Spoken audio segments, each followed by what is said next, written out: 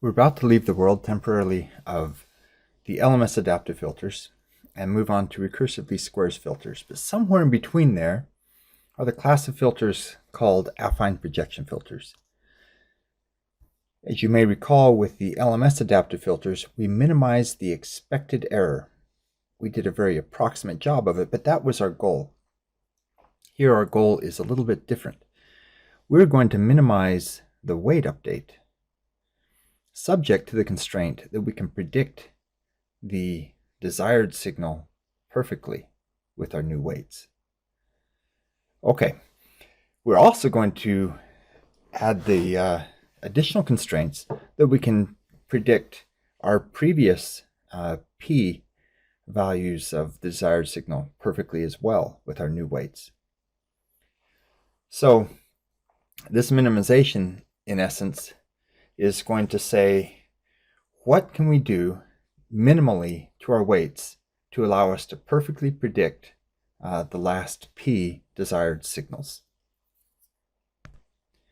Okay, to write these constraints in a little bit more abbreviated format, we can define a signal vector as having rows, each consisting of blocks of n, capital N, data samples, as you see below, and we'll also define now a desired vector. So now we can write our constraints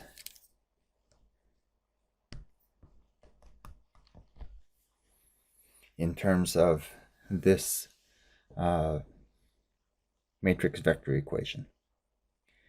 Given those constraints, we're now going to define a cost function that consists of the quantity we're trying to minimize, our delta weights, plus our constraint times Lagrange multipliers. Since our constraint is now a vector constraint, we'll be multiplying it by a vector of Lagrange multipliers, given there shown as the gamma vector.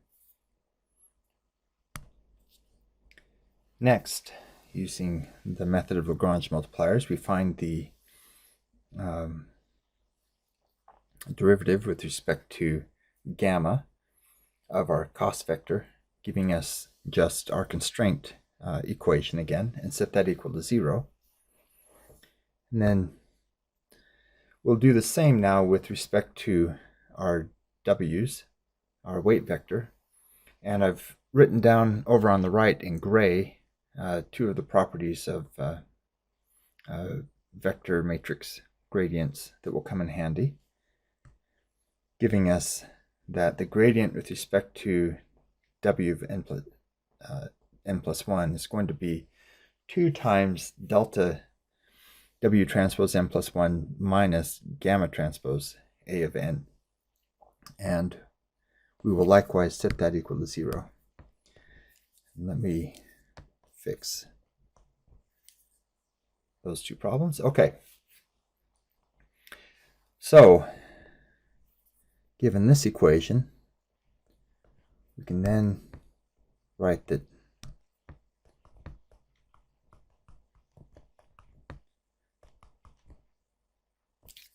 let's get rid of the transposes while we're rewriting this, giving us A transpose n gamma.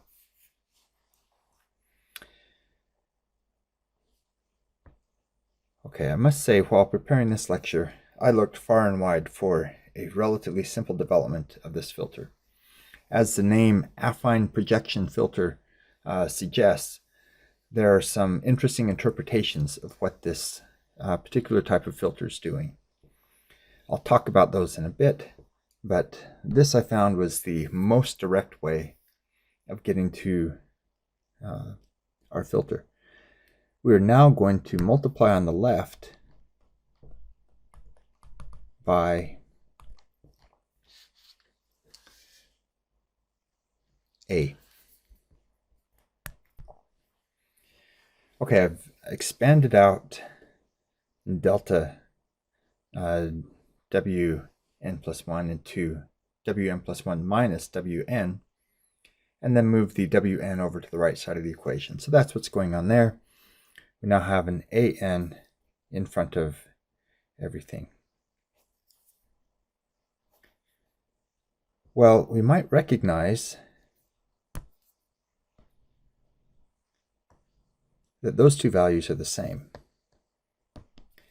And so we'll go ahead and rewrite this as dn. And I guess I was premature in moving this over here, because I'm going to move it right back. It's equal to 1/2 A N A transpose N gamma. We're going to define this. It's a vector, so this is different than the vector or the error that we had before. Remember, this D is a result of the fact that we have assumed that we can perfectly meet our constraints, and is really an times our updated weights. And we'll subtract from that our filtered signal with the current weights, giving us our error. From here, a little sleight of hand, and the observation that A transpose A is going to be a P by P matrix, which we'll assume is invertible. If we multiply on the left by the inverse of A transpose, that will give us gamma. Actually, just for room, I'll put it here. Gamma is equal to 2 times A N A transpose N inverse times the error vector. We can now substitute that into here.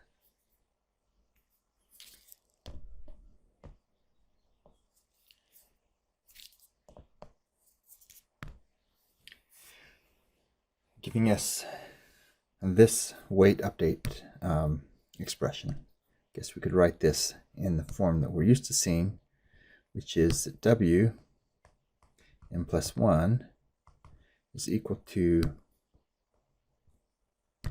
W n plus A transpose N A N A transpose N minus 1 times the error vector that we get from filtering all those, filtering our previous input vectors with the current set of weights. So that's in essence our update equation. We've made some assumptions here. We've made some assumptions that we really want to perfectly predict D every time. If D has a lot of noise in it, then we might be chasing a wild goose, if you will, creating a weight vector. We minimized how much we're going to change it, but it's still going to change. It's going to change enough to track noise. We really don't want it to do that, so we want to slow it down again. So as a result, we will put in a mu here. Mu can actually be as large as 1. Okay, and this will work. The actual constraints on mu are a little more subtle than that, but this filter would work if we had mu equals 1, but we're typically going to choose mu to be much smaller. So that's the affine projection algorithm.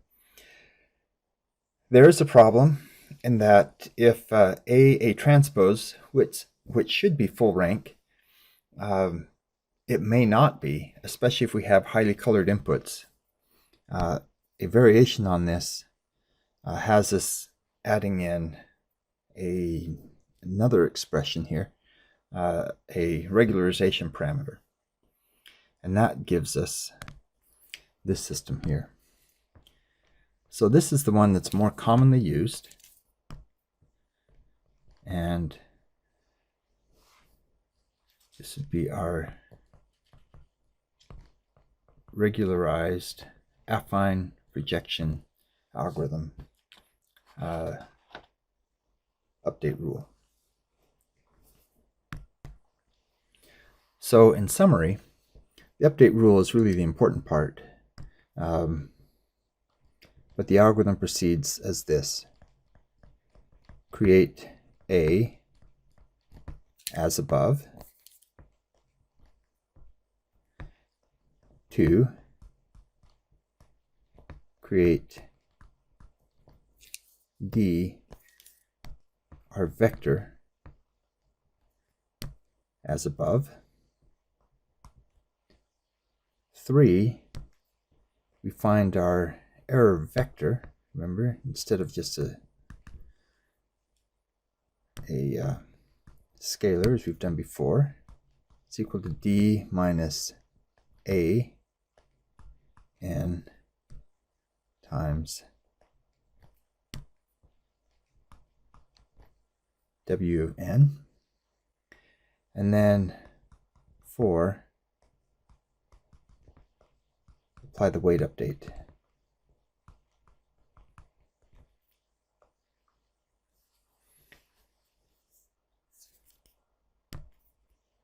So we can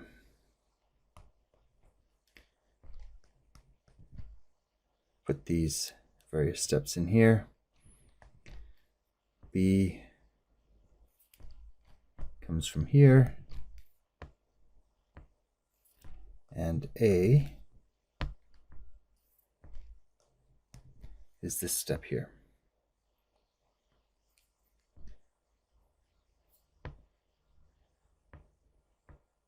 And I guess E, or this would be step C, is given above right there. Okay, a few last comments about the affine projection algorithm. One, that matrix inverse makes this very expensive.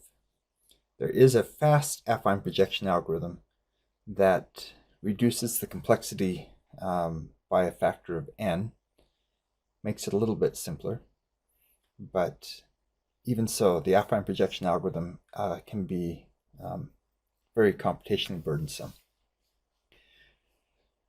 Also, we see the best or the greatest advantage over LMS when we have a highly colored input. In other words, when our eigenvalue spread is large, then the affine projection algorithm really shows its advantage. Its advantage there. And finally, if P, if our order is 1, so P is equal to 1, then this comes down to an LMS, or a normalized LMS adaptive filter. So for P equals 1, APA becomes an LMS.